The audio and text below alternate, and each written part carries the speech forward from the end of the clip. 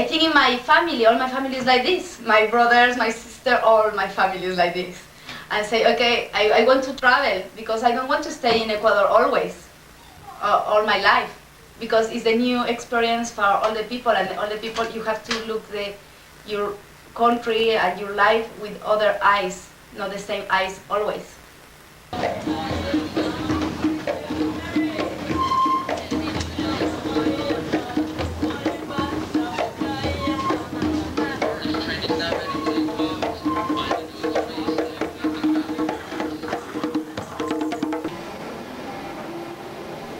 In the morning, the first time I go to take the train and later the underground, but it's very bad because in the morning it's a lot of people, it's a lot.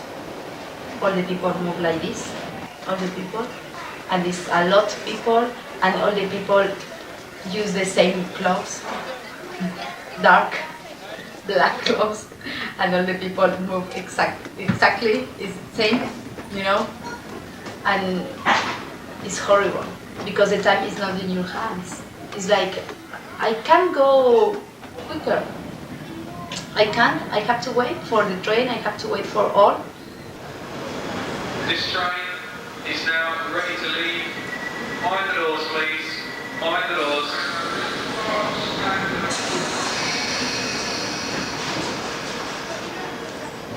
Va bene, io sono Franca. Lavoro, studio e vivo a Londra. Sono una bellissima ragazza. E basta.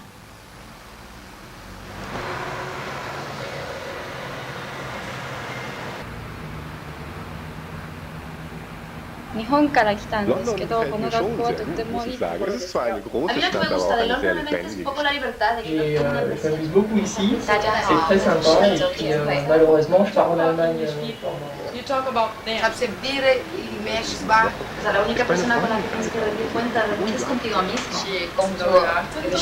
И да будем приморана да користи английски у своим животnim ситуацијama.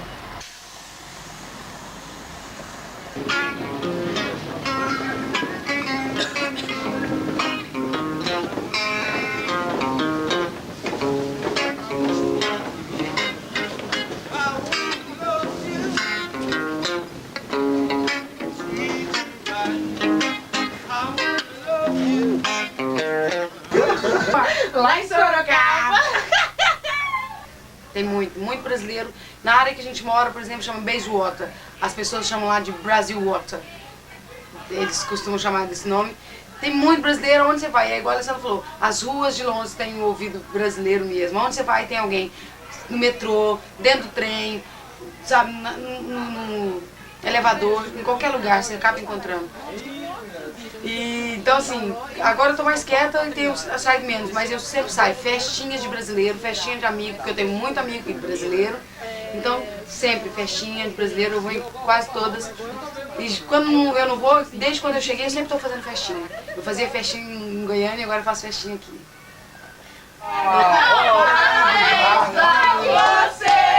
Nessa data querida, happy birthday to you, happy birthday to you, happy birthday dear Misha, happy birthday to you.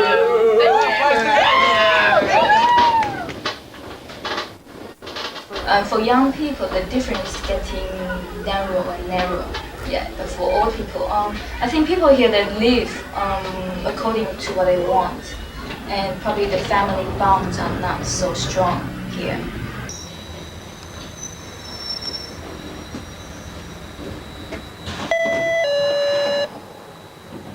And I like London because the people, you can go for the street with the when you want.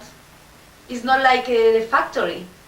You don't have to use the same clothes. You don't have to use the same hairstyle. You don't have to use I don't know. It's your life, and the people say, okay, it's your life.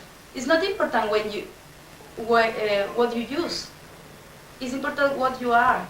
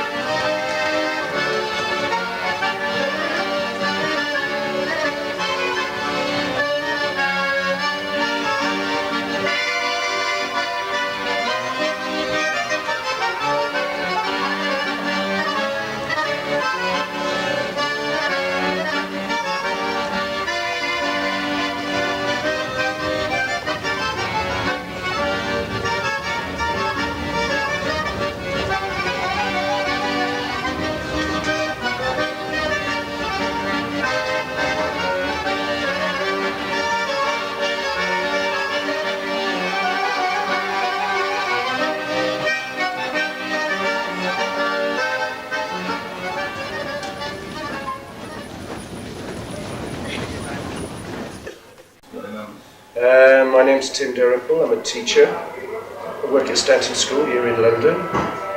33 years old. Born in a town called Andover, which is about 100 miles southwest of London. I don't like that generalisation. You know, generalisation is something that, for example, people say English people are very cold. I mean, you know, I went to Sao Paulo and I found the people very cold, but that didn't mean that I then judged Brazilian people as being cold. I think that that's the mentality you find in the city.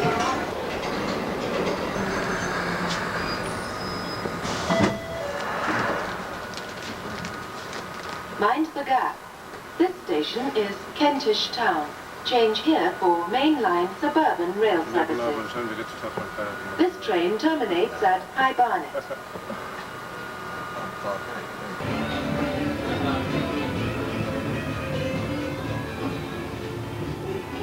So first, if you could just introduce yourself, saying your name. Hi, I'm John. And the city that you were born in. And I'm from Leeds, which is about 3 hours drive from London. And we come down here every weekend, selling these clothes.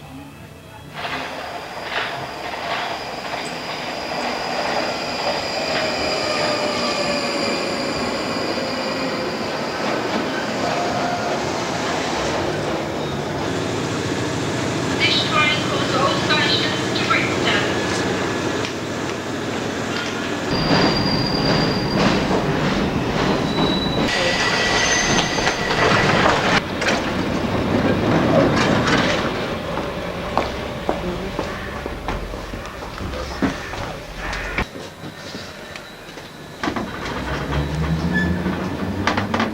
English people have a tendency to be very conformist.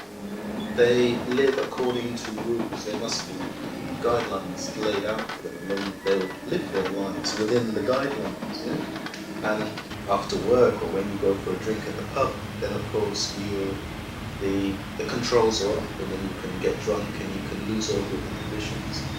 And there's but whenever you let your hair down or you relax, then there's some kind of assumption that it's all within a kind of a cultural family. So subsequently, English people have an image of themselves to the rest of the world, the stiff upper lip, the correct gentleman, you know, or the gracious or the virtuous woman, and they feel very uncomfortable letting their hair down amongst foreigners. But if they, within the context, if you find them in a pub or just a small little party where it's full of English people, then they're very expressive. But in the world itself, and if they feel that you're a foreigner, then they hold back.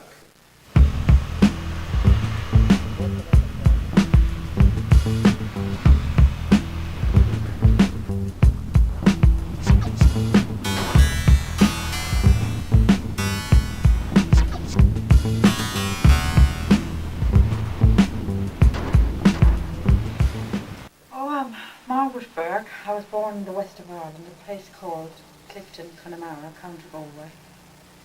You can tell a foreigner a mile away. From the start, they're a different colour. They're different about them, something different about them, you know, than our people, you know. Like they come from very hot countries and their skin is different colour. They're very tanned. That's all you'd notice, really.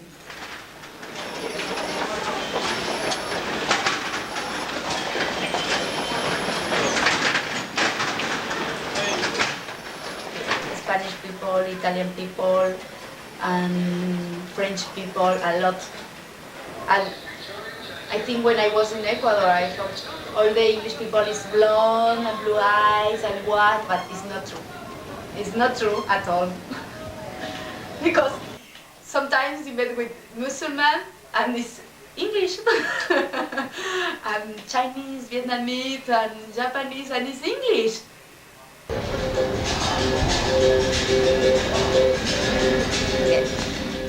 Soy Gabriela Martínez, soy de México. Hola amigos, ¿cómo están?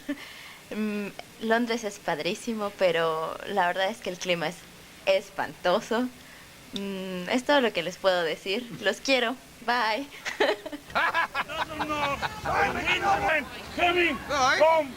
and after several hours, I have no loyalty to people like that. And especially when those people come here to save you, and when you worship other gods, whether they are religious or materialistic gods, you are going to have to look to your own God. for its sin, not one soul would be left alive. Because evil is evil doers. The scripture, the Bible says, every imagination. Why did they lend that man 350,000?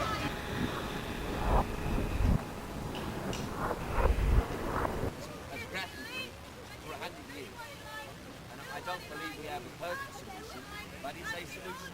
As far as I think that it's so difficult to speak about the culture that you're in with honesty, you know, and to really tell the truth, you know. The truth is that Britain is it's an old, dying imperial power, you know, and we haven't found our way in the world properly, you know. It's a kind of modern tragedy, you know, in the way that places like Brazil or the United States are not a modern tragedy, in that there is a definite direction, you know, and there's a kind of vision that leads these countries, you know. Well, Britain doesn't even have a constitution. I mean, that's how disorganized we really are, you know. We don't even have a constitution. We don't have a written constitution which delineates the rights of the citizen and the obligations toward the state and stuff like that. But the legacy that was left to us, there's no legacy. We have the highest unemployment in Europe, you know. We have factories which don't work, and we live off Japanese products, you know. I mean, we make nothing ourselves. The whole thing is very, very grim. We live in houses which were built in the Victorian age or the Edwardian age, you know, which in any other European society that have been knocked down and renovated, you know. So we live in the past, you know, in a kind of a grey, shadowy area.